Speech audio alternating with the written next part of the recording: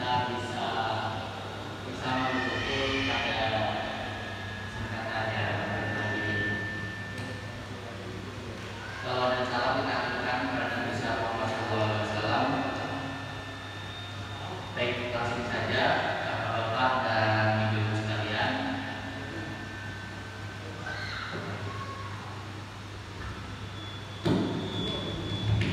Alhamdulillah pada kesempatan sore hari ini telah hadir bersama kita Ustaz Mukhlis. Telah hadir bersama kita Ustaz Mukhlis Rahmanto, LC-MA. Beliau adalah dosen di Prodi Ekonomi Syariah.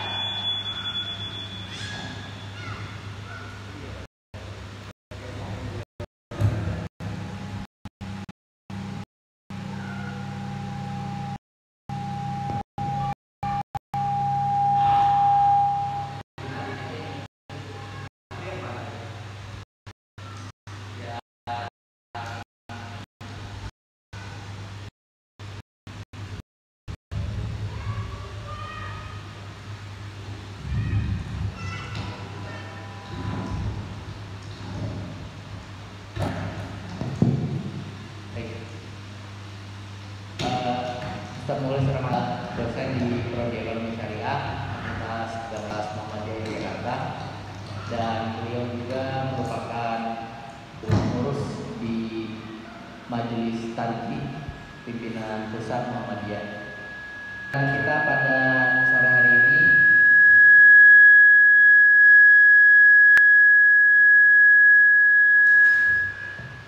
terselenggara atas kerjasama Perumahan Green Mutiara Jafar Agensi dengan Prodi Ekonomi Syariah Fakultas Agama Islam UMJ dalam rangka pengabdian kepada masyarakat.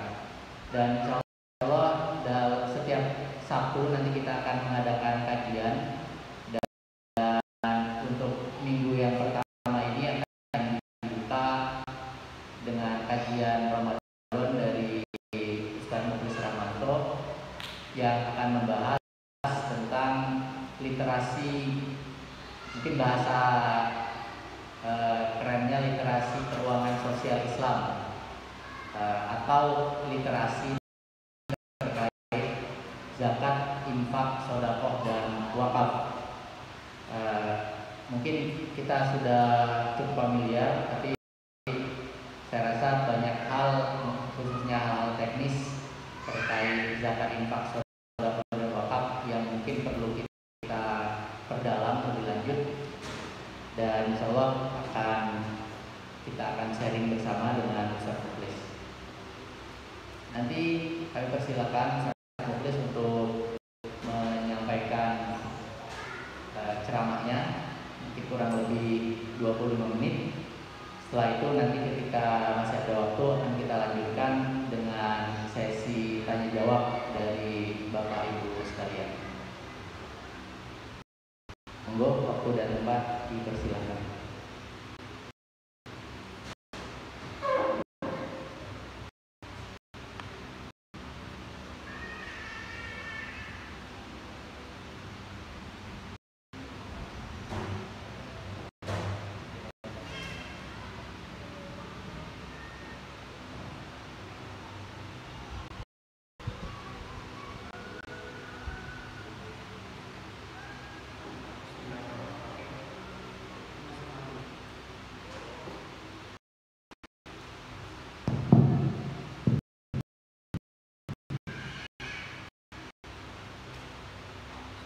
Bismillahirrahmanirrahim. Assalamualaikum warahmatullahi wabarakatuh. Alhamdulillahirabbil alamin. Alhamdulillahilladzi anzalal Qur'an hudan lin-nasi wa bayyinatin minal huda wal furqan. Asyhadu an la ilaha illallah wahdahu la syarika lah wa asyhadu anna Muhammadan abduhu wa rasuluh.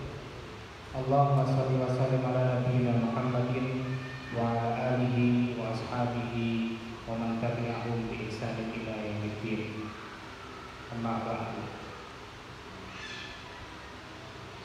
Hadirin bapak, ibu-ibu, adik-adik, warga dan jamaah Rumahan Mutiara Regensi. Jadi rahmat Allah Subhanahu wa taala, alhamdulillah saya bersyukur pada kesempatan sore hari di bulan Ramadan ini bersilaturahim pada Bapak Ibu semuanya. Semoga pertemuan pada kesempatan sore ini mendapatkan keberkahan dari Allah Subhanahu wa taala. Salawat serta salam kita aturkan kepada junjungan kita Nabiullah Muhammad sallallahu alaihi wasallam. Semoga kita termasuk umatnya yang berusaha meneladani Rasulullah sallallahu alaihi wasallam dalam seluruh wilayah kehidupan.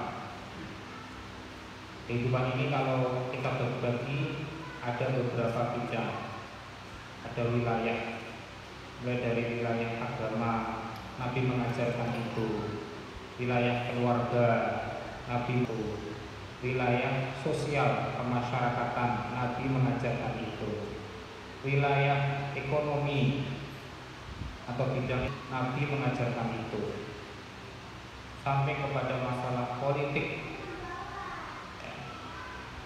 itu Nabi juga mengajarkan. Maka dikatakan agama Islam itu agama yang sempurna. Salah satu kesempurnaan agama Islam itu terdapat aturan terkait dengan masalah pengelolaan ekonomi. Dalam hal ini adalah salah satunya yaitu masalah sumber rezeki atau salah satu rezeki yang diberikan Allah kepada manusia, yaitu harta atau kekayaan. Maka tadi disampaikan oleh Mas Satria, tema kita pada sore hari ini adalah mengenai seputar zakat, infak, sedekah hingga wakaf. Dan itu adalah salah satu ciri dari keistimewaan dan kesempurnaan dari agama Islam. Dan ini masih terkait erat dengan nanti ada namanya sistem waris. Itu juga terkait dengan pembagian harta kekayaan, khususnya terkait dengan lingkup keluarga.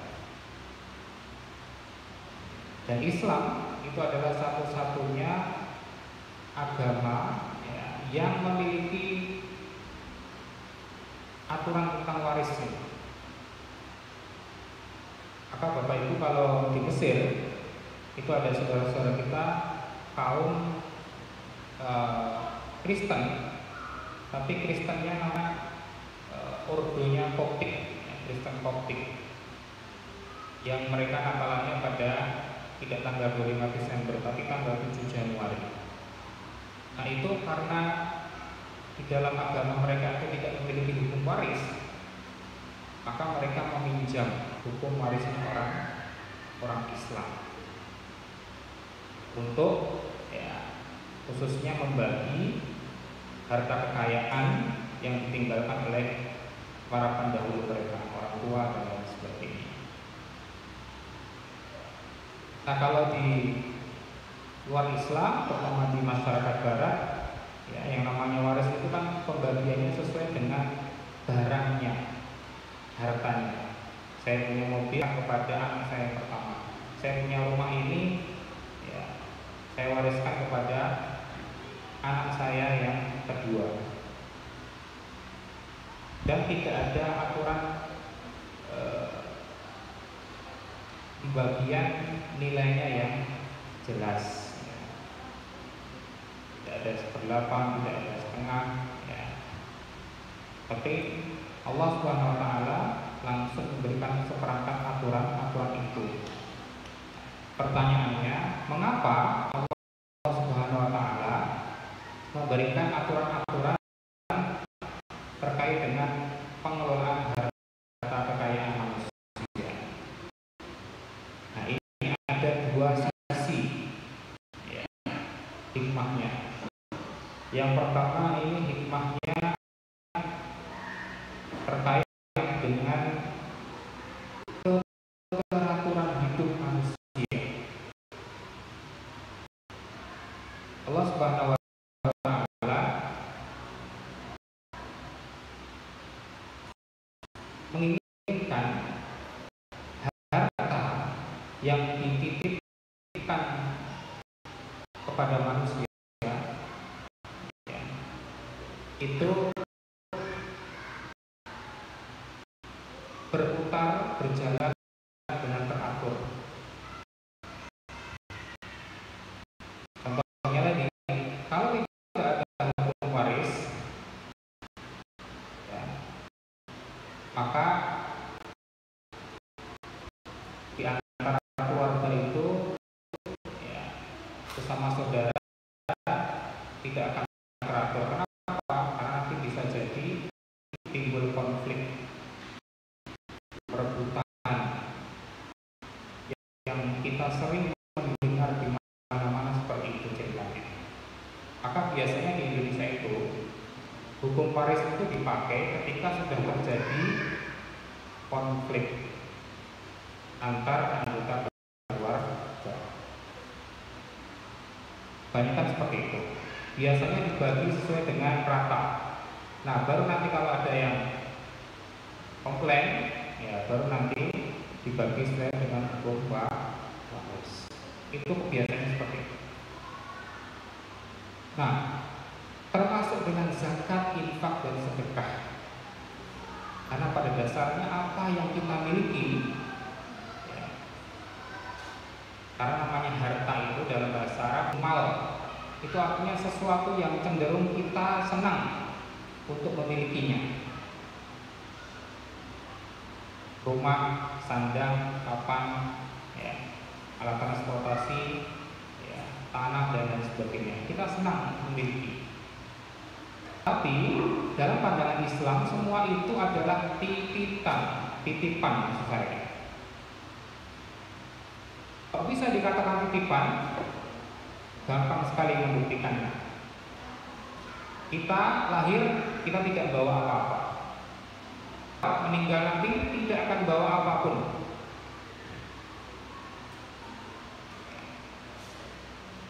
Itu bukti sederhana bahwasanya apa yang diberikan oleh Allah itu hanya titipan, rezeki yang berbentuk materi yang sekarang kita miliki itu.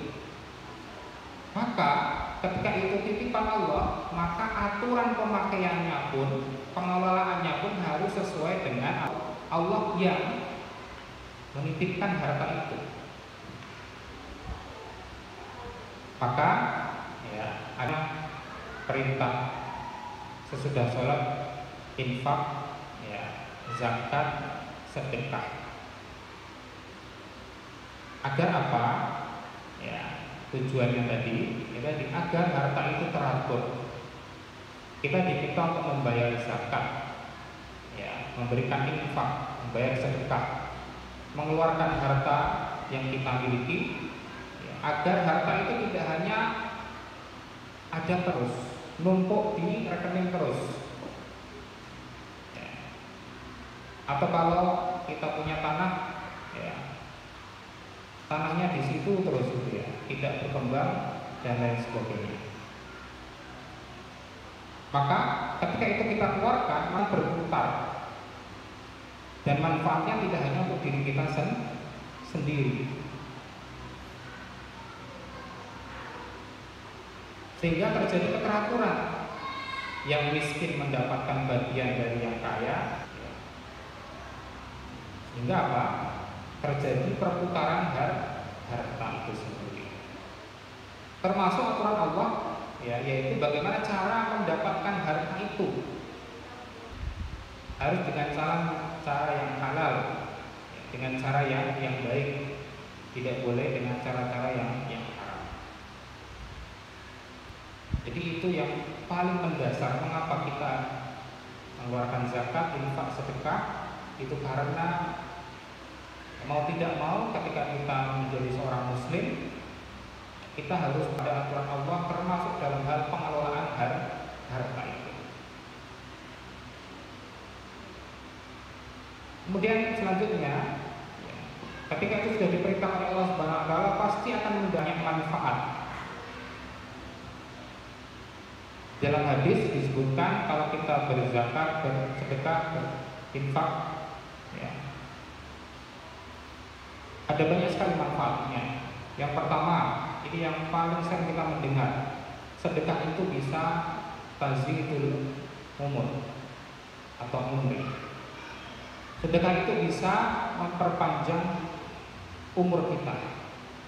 Kok bisa Bapak Ibu semuanya? Padahal umur itu kan sudah ditentukan takdirnya. Kita lahir sekian, meninggal sekian. Bagaimana sedekah itu bisa memperpanjang umur? Baik, begini. Kalau seseorang bersedekah, berzakat, ya, kemudian orang-orang yang kita berikan zakat, ya, atau mustahik, ya, zakat itu, ketika mendapatkan, kemudian mendoakan kita, semoga Bapak yang memberikan zakat, infak, sedekah ini diberikan keberkahan dan panjang umur. Nah, ini. Ya, maka ya, doa, ya, terutama yang dipanjatkan orang lain untuk kita, itu bisa merubah takdir dari takdir satu ke takdir yang lain.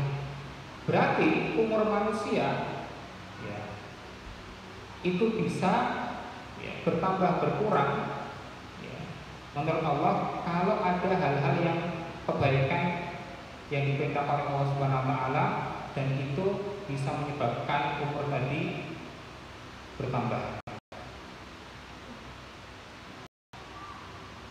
Kalau misalkan Bapak Ibu semuanya yang punya kelapangan rezeki, punya tanah di mana-mana, kemudian diwakafkan.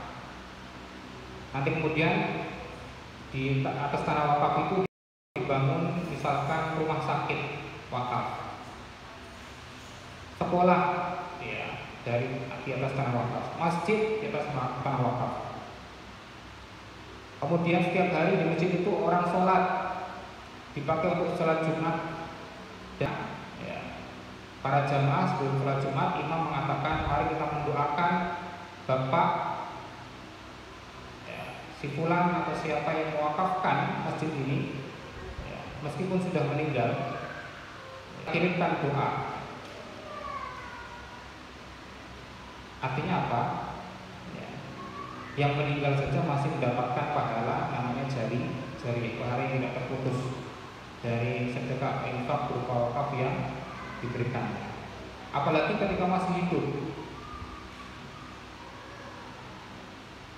Jadi umur itu, meskipun kita mengetahui umur itu sudah ditakdirkan, tetapi bisa, ya, bertambah, ya, artinya berpindah dari takdir umur yang satu ke lain kalau ada amalan-amalan dengan kebaikan yang kita lakukan.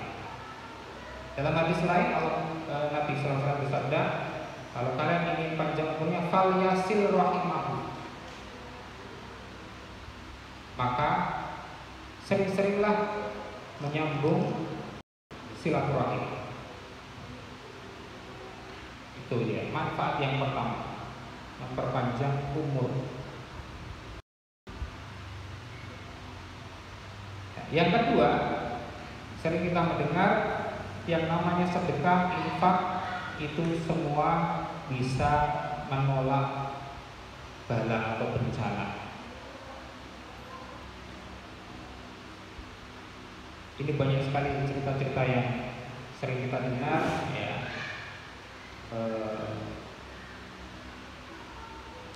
pengalaman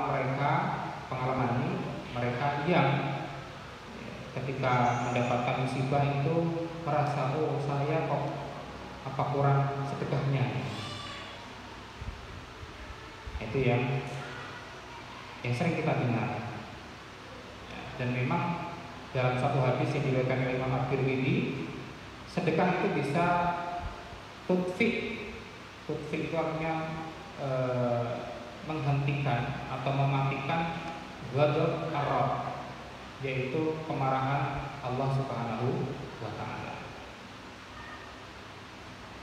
Nah, itu manfaat secara dari sisi individu kita. Nah, manfaatnya secara luas, nah ini terkait dengan kesejahteraan umat Islam.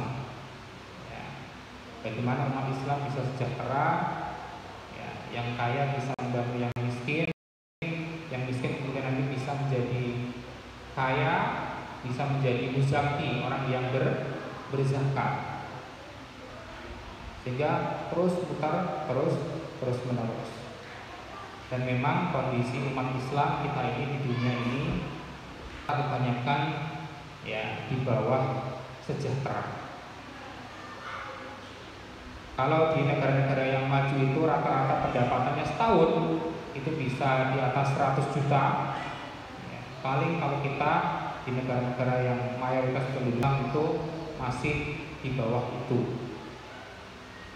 Sehingga paling tidak zakat, infak, sedekah ini bisa membantu ya, untuk meningkatkan kesejahteraan umat Islam. Nah, Bapak Ibu yang dirahmati Allah Subhanahu wa taala, saya ingin mengajak pada Bapak Ibu semuanya, kita tadarus satu ayat, membaca bersama-sama satu ayat terkait dengan masalah atau perintah Allah Subhanahu wa taala mengenai infak sedekah ini. Saya baca kemudian Bapak Ibu semua ikuti ya. A'udzu billahi minasy syaithanir rajim. A'udzu billahi minasy syaithanir rajim. Bismillahirrahmanirrahim. Bismillahirrahmanirrahim. Yas'alunaka madza yunfikun. Yas'alunaka madza yunfikun. Qul ma anfaqtum min khair. Qul ma anfaqtum min khair falil walidaini wal aqrabin. Falil walidaini wal aqrabin wal yatama wal masakin. Wal yatama wal masakin wabnis sabil wa ma taf'alu min khair fa innallaha bihi alim.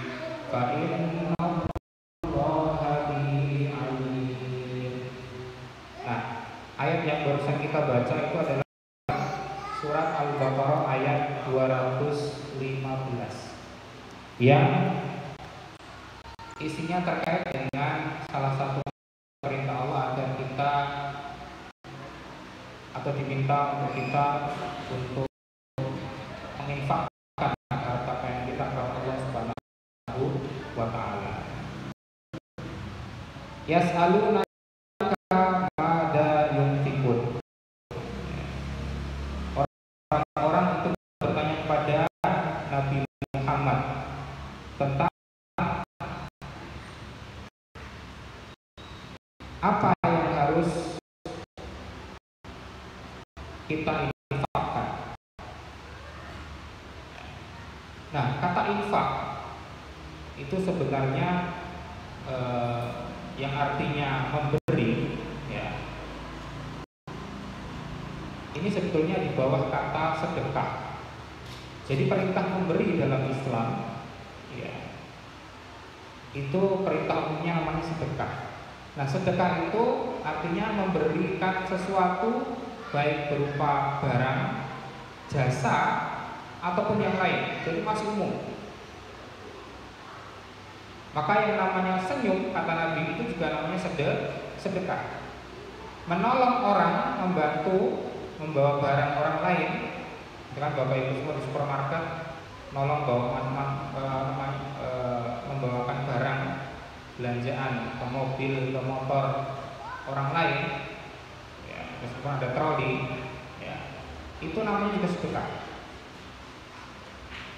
Tetapi ketika diturunkan sedekah berupa harta, ya, maka itu bisa jadi namanya infak. Yang infak ini belum ada aturan khususnya. Harus kita keluarkan itu berapa? Bisa jadi 100 rupiah boleh masukkan ke kotak infak, 1000 rupiah sampai sekian miliar triliun monggo. Jadi tidak ada aturan khususnya, namanya infak. Tapi ketika ada aturannya, berapa besaran yang harus kita keluarkan, ada persentasenya, itu baru namanya zakat. Kenapa Allah Subhanahu wa taala memerintahkan banyak sekali, ada infak, ada zakat, ada sedekah? Hal ini menandakan bahwasanya Allah membuka banyak sekali pintu-pintu kesempatan kebaikan. Yang tidak mampu zakat bisa berinfak. Yang mampu zakat punya kesempatan dua, bisa zakat, bisa infak. Kemudian apa yang diinfakkan itu? Ya. Kul ma anfaqtum min khair. Ya. Katakanlah wahai Muhammad, ya, yang diinfakkan itu adalah khair, kebaikan. Ya. Kebaikan itu masih luas di sini. Maka nanti diterangkan dalam ayat yang lain, ya, terutama dalam surat At-Taubah. Ayat 60, ya, tentang siapa saja yang mendapatkan zakat dan lain sebagainya. Kemudian di dalam soal Al-Baqarah yang lain, ya, amtiku min thayyibati ma kasabtum, ya, infakkanlah dari sesuatu kebaikan yang kamu usahakan. Kita bekerja mendapatkan gaji, kita berbisnis mendapatkan keuntungan, kita menanam bisa memanen. Nah, itulah yang diinfakkan, ya, sehingga nanti, ya, terkait dengan masalah zakat dan lain sebagainya. Yang menarik di dalam surah Al-Baqarah ayat 215 ini, ya, kita berinfak itu untuk siapa? Ya, Allah berfirman di sini, falil walidain, untuk kedua orang tua kita. Jadi pertama yang kita prioritaskan untuk diberikan infak itu adalah kedua orang tua kita.